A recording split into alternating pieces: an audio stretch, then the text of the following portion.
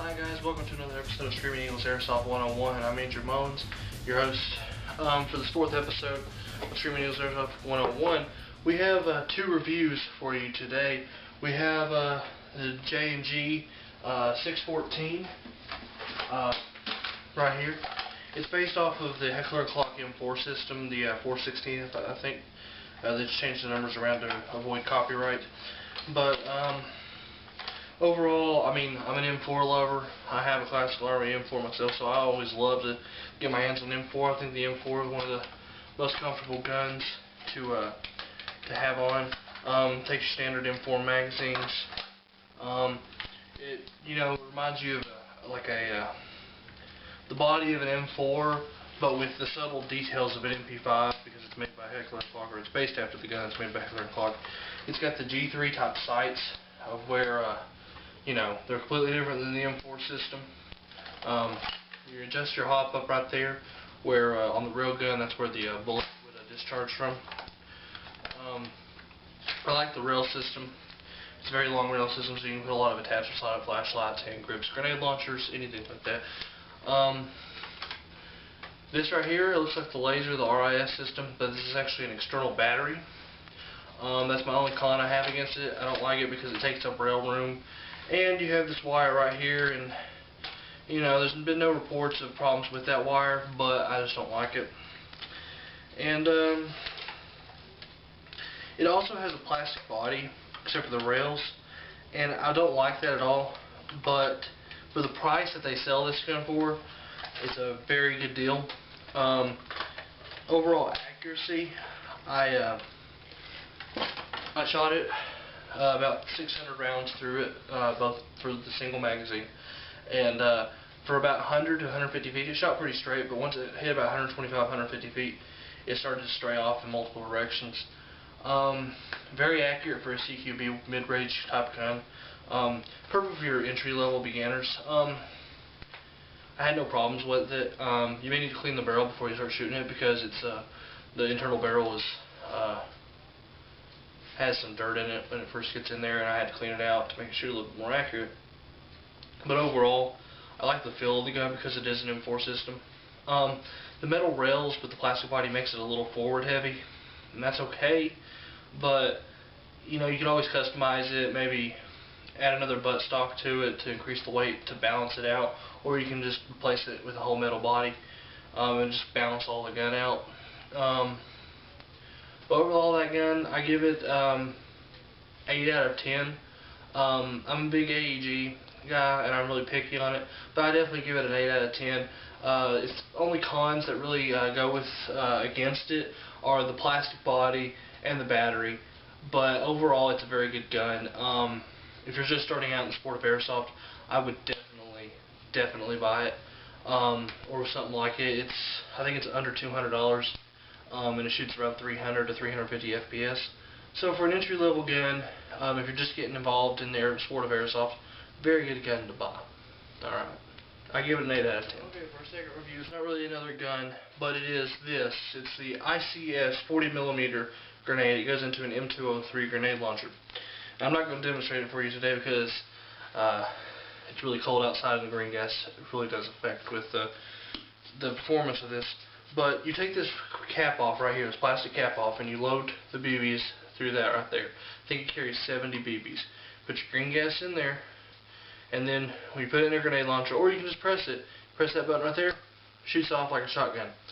I have noticed though that when this plastic thing does pop off with the grenades, I've noticed it doesn't give it a long spread or a far enough spread apart all the BBs. So if you want a long spread for your BBs to go and have a good shotgun spread type of thing, you can take this cap off, put it in the grenade launcher, and do the same job for you. The cap does not have to be on it.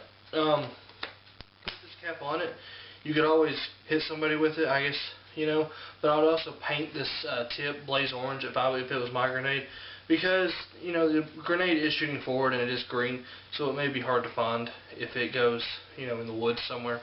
So I've painted a bright color so you can find it when it's lost. But overall, I mean, this grenade, I think it's under $30. And for most grenades, if you're a grenadier and you already know, most of your grenades are well over $50 for a single grenade. And that offers you an affordable grenade. So all you wannabe grenadiers out there who just wanted to have a grenade launcher but couldn't afford it, I'd recommend the ICS grenade. It's a really good grenade at an affordable rate. I give it a 9 out of 10 on its portability, its design, but its only con is it doesn't give enough spread if it has a plastic tip on it. So there's my rating on this ICS grenade, 9 out of 10. Okay, for our last segment of Screaming Eagles Airsoft 101 episode 4, I'm going to show you on the board here something, but this maxim is called, it was quoted by Vegitius. He was a Roman philosopher, military philosopher. It's a quote called "Divide and Conquer." And this is for all you airsofters out there. This is just 2 words, 2 simple words, but it can mean a wide range of strategies and tactics that you can use in the field of airsoft. Pretty much, I mean, what you think divide and conquer means is pretty much what you think divide and conquer. So let's say you have a team moving out in a formation like this right here. If you probably see that, you know you have a team move out like this, right? Okay? Moving in situations like this, you know, just forward. Okay? Now, in most situations, you would just engage the enemy normally. Well, what I'm going to tell you to do is divide and conquer. Divide the team up. Send a force in to guard and occupy this force right here. And then while you do that, have another force over here. And then what you're doing is you're using all these forces right here devoid on this target right here.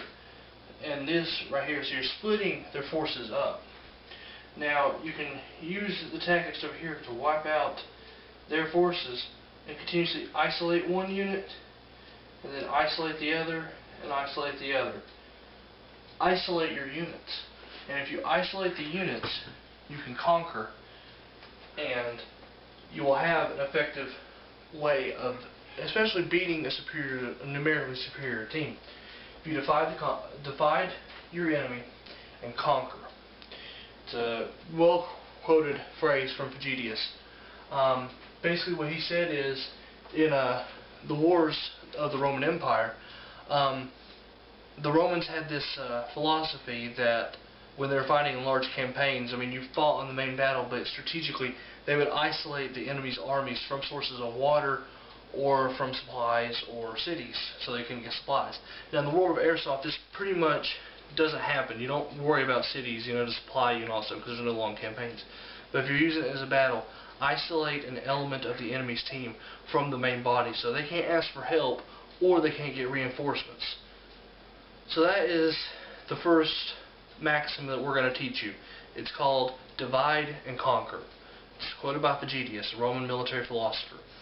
Divide your enemy and you shall conquer him. Alright, thank you for tuning in to Screaming Eagles Airsoft 101. On the next episode we'll have another gun review for you, and we'll probably have something else coming up. We'll probably either have another military maxim, or we may show you a video, or talk to you about upcoming events for the world of airsoft. We will be joining you from Fort Marlow and Pound during a team practice next week.